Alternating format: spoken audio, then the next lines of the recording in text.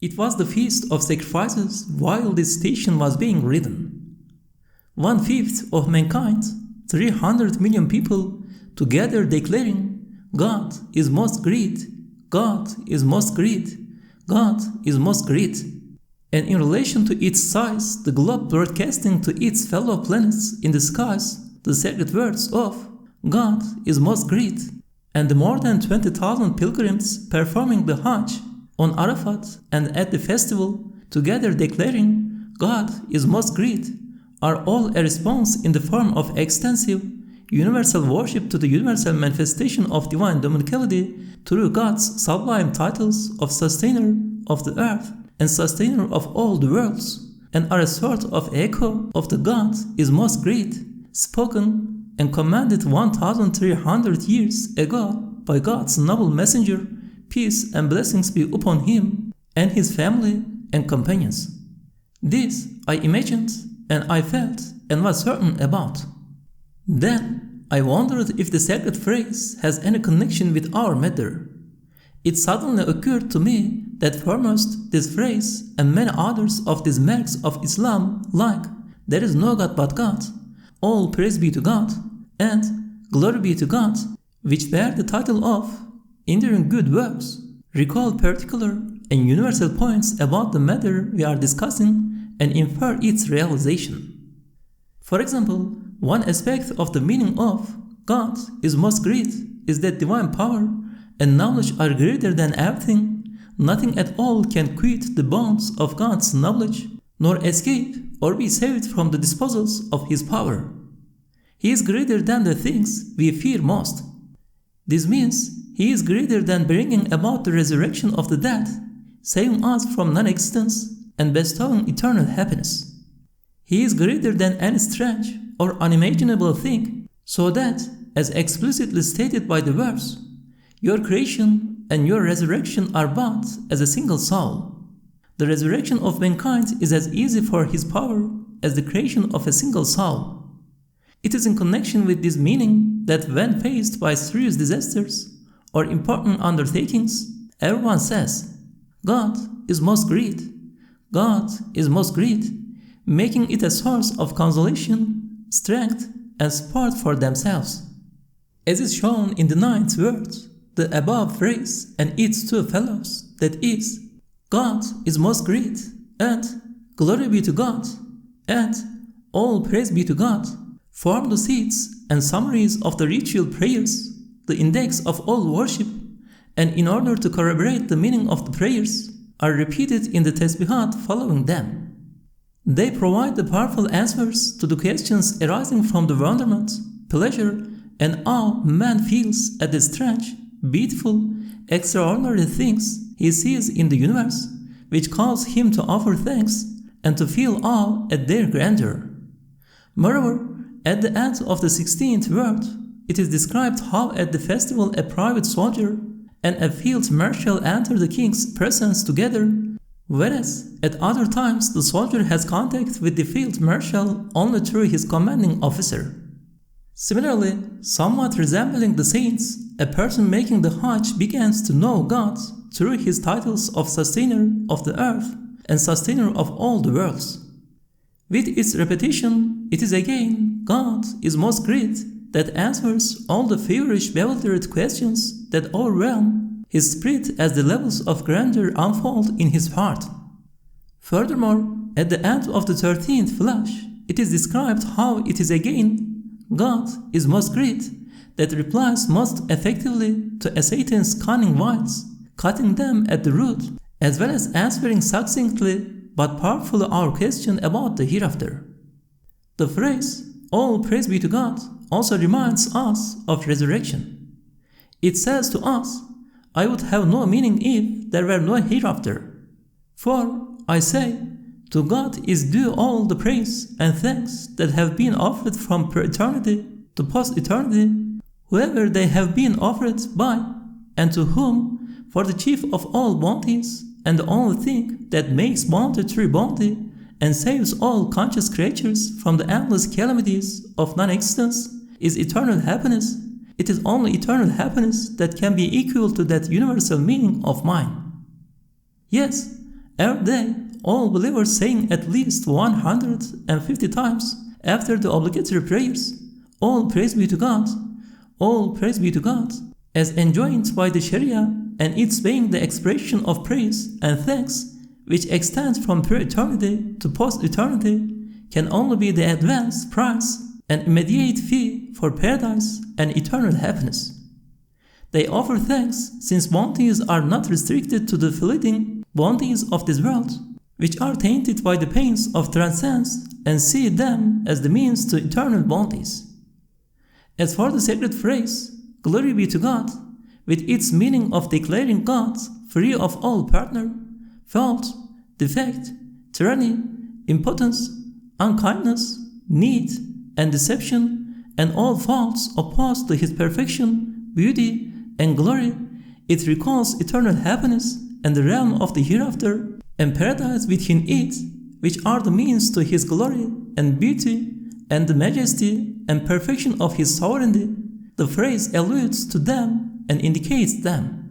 For, as has been proved previously, if there was no eternal happiness, both his sovereignty and his perfection, glory, beauty, and mercy would be stained by fault and defect.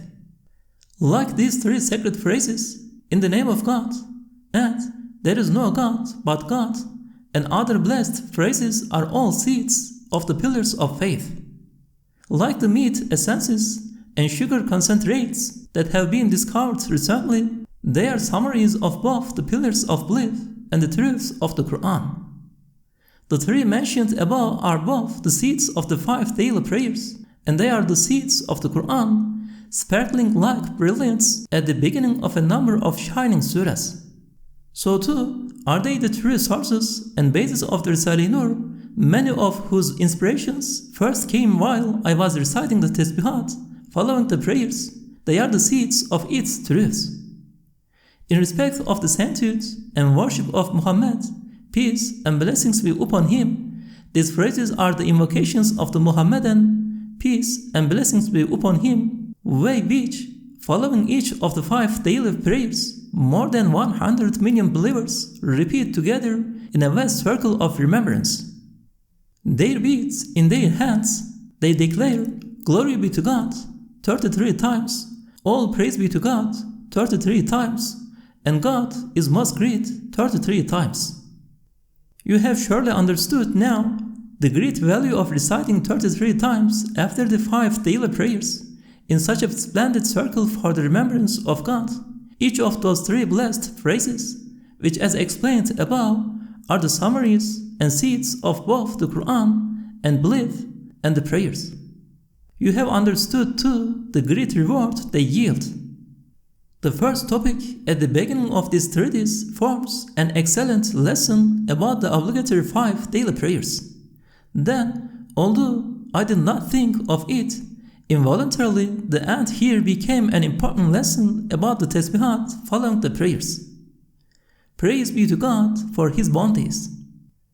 Glory be unto you. We have no knowledge save that which you have taught us. Indeed, you are all-knowing, all-wise. The 9th topic. In the name of God, the merciful, the compassionate. The messenger believes in what has been revealed to him from his sustainer, as do the men of faith. Each one of them believes in God, his angels, his books, and his messengers. We make no distinction, they say, between one and another of his messengers, to the end of the verse. An awesome question and a state of mind arising from the unfolding of a vast divine bounty were the causes of my explaining a universal, lengthy point about this comprehensive, elevated, and sublime verse. It was like this. It occurred to my spirit, why does a person who denies a part of the truths of belief become a disbeliever, and one who does not accept a part of them cannot be a Muslim? Surely, belief in God and the hereafter dispels the darkness like the sun.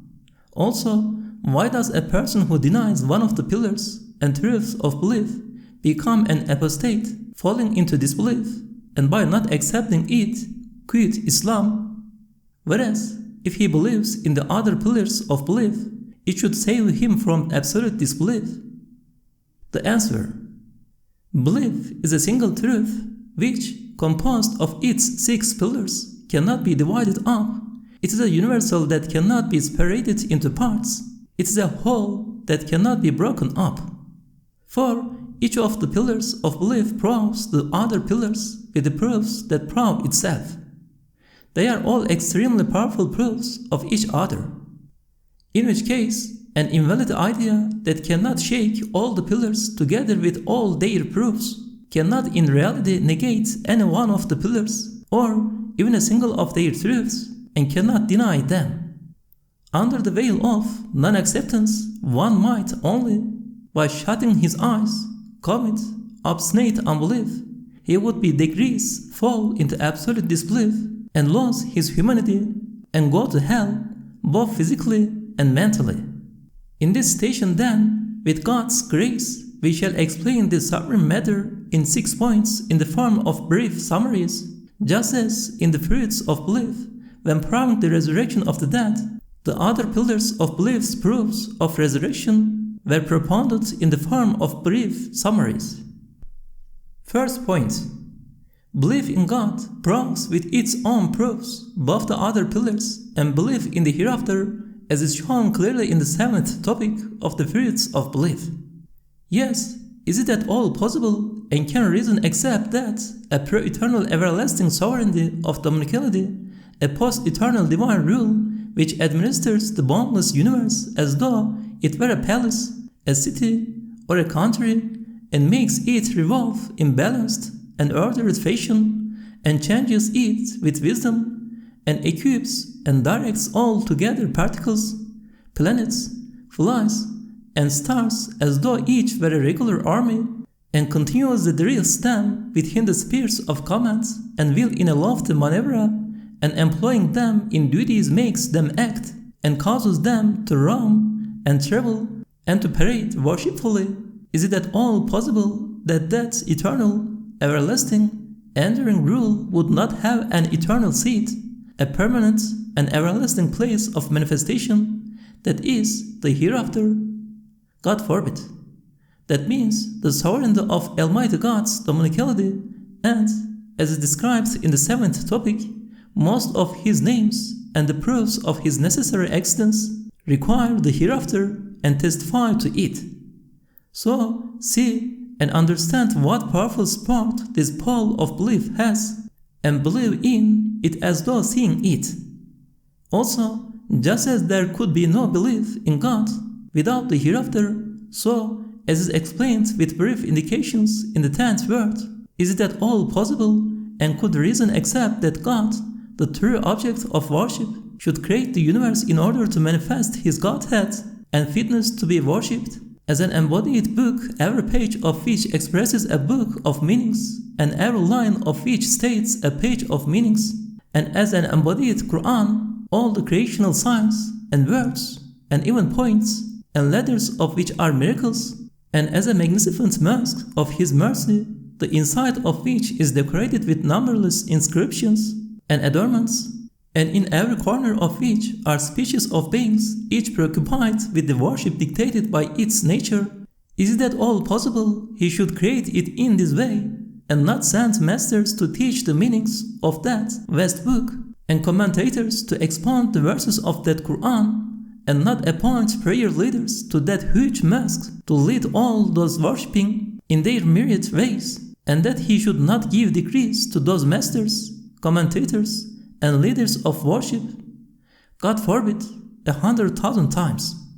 Also, is it at all possible, and could reason accept that the most compassionate and beneficent Maker, who, in order to display to conscious beings the beauty of His mercy and the goodness of His compassion and the perfection of His dominicality, and in order to encourage them to praise and thank Him, creates the universe as a banqueting hall, exhibition, and place of excursion in which are displayed infinite varieties of delicious bounties and priceless, wondrous arts? Is it at all possible that He should not speak with those conscious beings at the banquet and not inform them by means of envoys of their duties of thanks for the bounties and their duties of worship in the face of the manifestations of His mercy and His making Himself loved.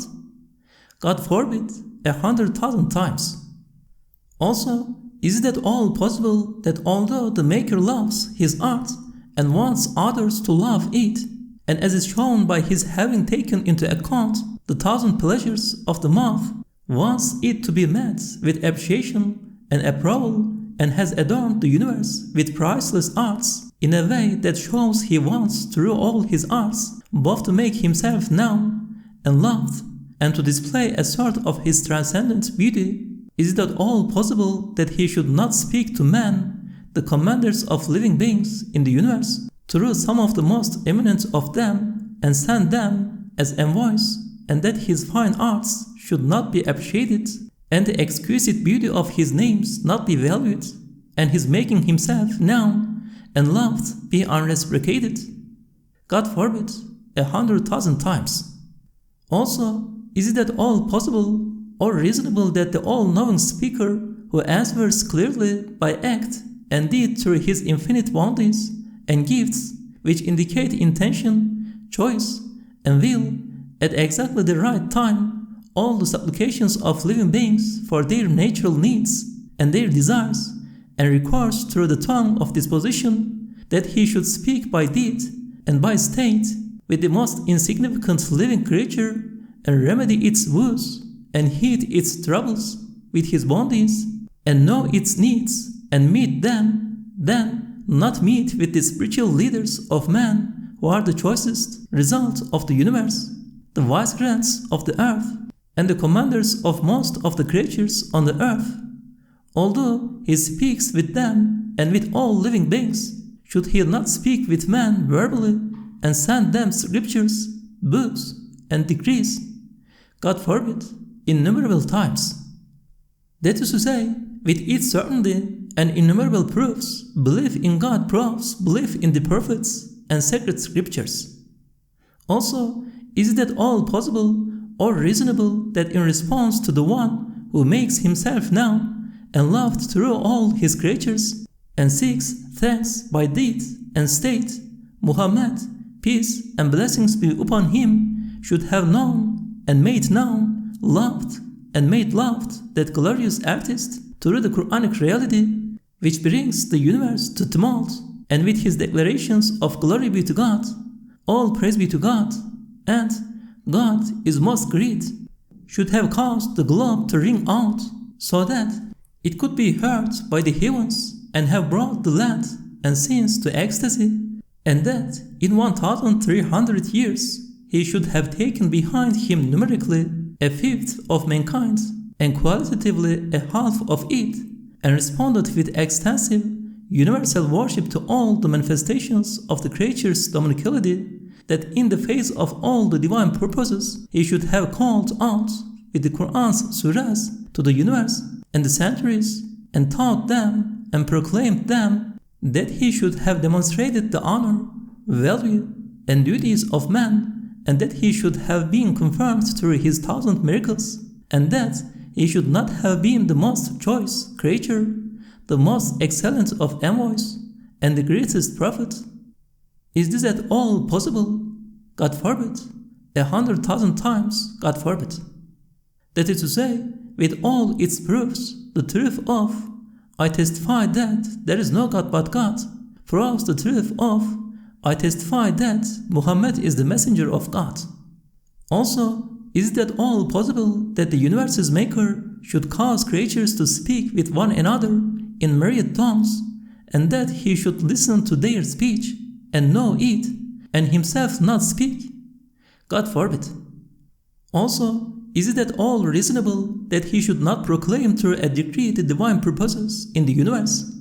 That He should not send a book like the Qur'an, which will solve its riddles and provide the true answers to the three awesome universally asked questions? Where do they come from? Where are they going?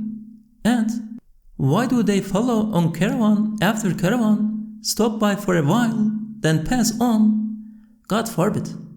Also, is it at all possible that the Qur'an of miraculous exposition, which has illuminated 13 centuries, every hour is uttered with complete veneration by 100 million tongues, is inscribed through its sacredness in the hearts of millions of hafizes, in effect governs through its laws the greater part of mankind, and trains, purifies, and instructs their souls, spirits, hearts, and minds, and 40 aspects of whose miraculousness is proved in the Risale-i Nur and explained in the wondrous 19th letter, which demonstrates an aspect of its miraculousness towards each of 40 classes of men, and as one of the 1,000 miracles of Muhammad, peace and blessings be upon him, is proved decisively to be the true word of God.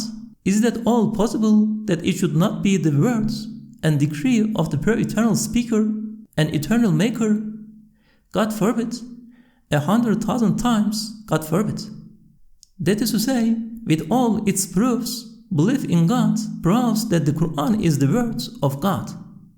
Also, is it at all possible that the glorious monarch who continuously fills and empties the earth with living beings and inhabits this world of ours with conscious creatures in order to make himself known and worshipped and glorified, should leave the heavens and earth empty and vacant, and not create inhabitants suitable to them, and settle them in those lofty palaces, that in his most extensive lands he should leave the sovereignty of his dominicality without servants, functionaries, envoys, and majesty, without lieutenants, supervisors, spectators, worshippers, and subjects? God forbid. To the numbers of the angels, God forbid. Also, is it at all possible that the all-wise ruler, the all-knowing and compassionate one, should write the universe in the form of a book, inscribe the entire life stories of trees in all their seeds, and write in the seeds of grasses and plants all their vital duties, and record precisely the lives of conscious beings in their memories, as tiny as mustard seeds, and preserve with innumerable photographs all the actions and events in all his dominions and all the eras of his sovereignty, and create mighty heaven and hell and the supreme scales of justice for the manifestation and realization of justice, wisdom, and mercy, the basis of his dominicality, then not have written down the acts of man connected with the universe, nor have their deeds recorded so they may meet with rewards or punishments, nor write their good and bad deeds on the tablets of divine determining, God forbid, to the number of letters inscribed on them. That is to say, with its proofs, the truth of belief in God proves the truth of both belief in the angels and belief in divine determining. The pillars of belief prove each other as clearly as the sun shows the daylight, and daylight shows the sun. Second point, all the teachings and claims of foremost the Qur'an and all the revealed books and scriptures and foremost Muhammad, peace and blessings be upon him, and all the prophets are based on 5 or 6 points. They have continually striven to teach and prove those basic teachings. All the proofs and evidences which testify to their messengership and truthfulness look to those bases, corroborating their veracity. And those fundamentals are belief in God and belief in the hereafter and in the other pillars of belief. That is to say, it is not possible to separate the 6 pillars of belief. Each proves all of them and requires them and necessitates them. The 6 are a whole, a universal that cannot be broken in parts and whose division is outside the bounds of possibility. Like the tuba tree, whose roots are in the heavens, each branch, fruit, and leaf of that mighty tree relies on its universal, inexhaustible life. A person unable to deny that powerful life, which is as clear as the sun, cannot deny the life of a single of its leaves attached to it. If he does deny it, the tree will refute him to the number of its branches, fruits, and leaves, and silence him. Belief, with its 6 pillars, is similar to this. At the beginning of this station, I intended to expound the 6 pillars of belief in 36 points, as 6 points, each with 5 subsections. I also intended to reply to and explain the awesome question at the beginning. But certain unforeseen circumstances did not permit this. I reckoned the first point was sufficient, so for the intelligent no need remained for further explanation. It was understood perfectly that if a Muslim denies one of the pillars of belief, he falls into absolute disbelief. For, in the face of the summary explanations of other religions, Islam expounds and elucidates them completely, and the pillars of belief are bound together. A Muslim who does not recognize Muhammad, peace and blessings be upon him, and does not assent to him, will not recognize God or his attributes, and will not know the hereafter. A Muslim's belief is based on such powerful, unshakable, and innumerable proofs that there is no excuse for denial. They quite simply compel the reason to accept them. Third point. One time I said, "All praise be to God," and searched for a bounty that would be equal to its infinitely broad meaning. Suddenly, the following sentence occurred to me: "All praise be to God for belief in God and for His unity and necessary extents and attributes and names to the number of the manifestations of His names from pre-eternity to post-eternity." I looked and saw it was completely appropriate. As follows: